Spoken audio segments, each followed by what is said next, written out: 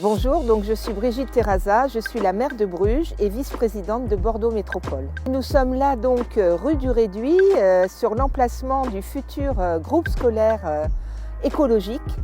C'est une vraie volonté politique qu'a eue notre équipe, puisque sur la localisation déjà, puisque effectivement nous avons souhaité que cette école soit située bien entendu à proximité des nouvelles habitations, mais aussi assez loin de la rocade pour protéger les enfants du bruit et éventuellement de la pollution.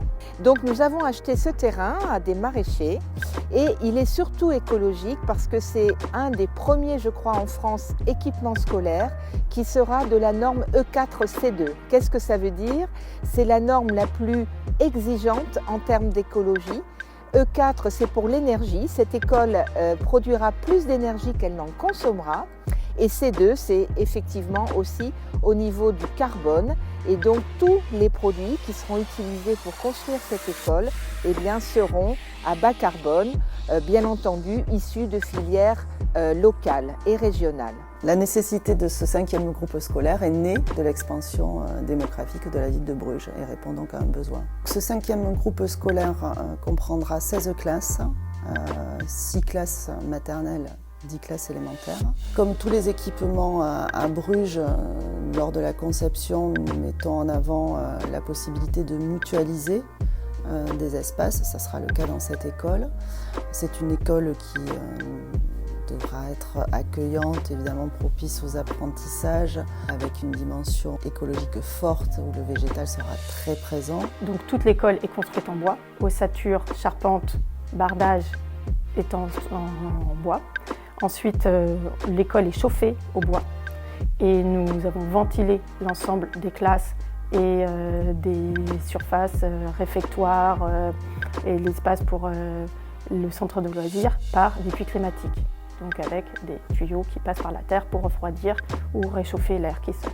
Ça c'est vraiment important parce que on a privilégié le côté humain et pédagogique plutôt que justement des recours à la technicité. C'est un objectif qui est extrêmement ambitieux puisqu'aujourd'hui il y a eu 1 ou 2 équipements en France qui ont été construits respectant le 4C2. Donc nous on va être extrêmement novateurs dans cette démarche. Et ça, on peut aussi remercier la ville qui a eu cet éclairage de pouvoir donner un objectif aussi ambitieux. Une école doit répondre à la dimension pédagogique et scolaire, mais elle doit aller pour nous bien au-delà et répondre à un enjeu de socialisation qui passe évidemment par l'accès à la nature. Tout le projet a été pensé pour travailler sur la question de la transmission autour de l'écologie et notamment en lien avec un apprentissage pédagogique lié à un environnement physique. C'est-à-dire comment finalement l'architecture peut influer sur les questions de transmission, d'apprentissage. Et donc c'est vraiment ce qu'on appelle nous l'éducation à l'écologie. Pour ça, on a imaginé finalement 5 grandes maisons posées dans un espace planté. Le fait d'avoir finalement dissocié un ensemble construit permet une identification de volume par les enfants, leur maison.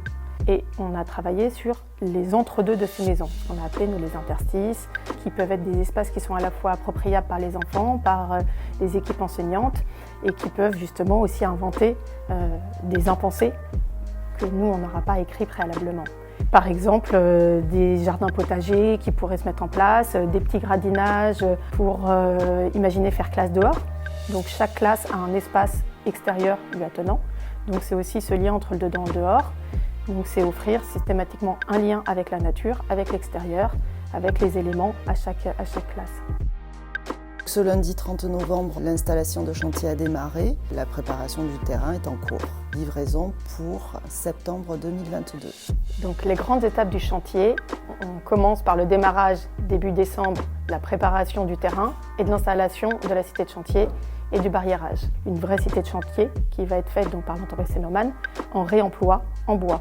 C'est un lieu qui va aussi accueillir, évidemment nous, les ouvriers autour d'un café, la maquette qui va être mise sur le site, mais on aimerait pouvoir accueillir des voisins, faire des ateliers avec les enfants et qu'au fur et à mesure du chantier, le projet commence à être approprié par les futurs utilisateurs, les riverains, les élus. Donc ça va être ce qu'on appelle nous, un chantier ouvert et culturel, puisqu'on aimerait aussi pouvoir y faire des conférences sur le chantier au fur et à mesure donc, de sa construction. Ensuite, à partir du début du mois de janvier, on travaille le terrain avec ce qu'on appelle les VRD, voirie réseau du verre, le gros œuvre, fondation dallage, et ensuite vont être mis en place toute la partie charpente bois, ossature bois, qui sera préfabriquée préalablement par l'entreprise Charpente Sennemann, entreprise mandataire du projet. Ensuite, au fur et à mesure, donc ça c'est la première construction, la maison 2, qui sera donc préfabriquée préalablement, et ensuite s'enchaînent les autres maisons tournant dans le sens des aiguilles d'une montre.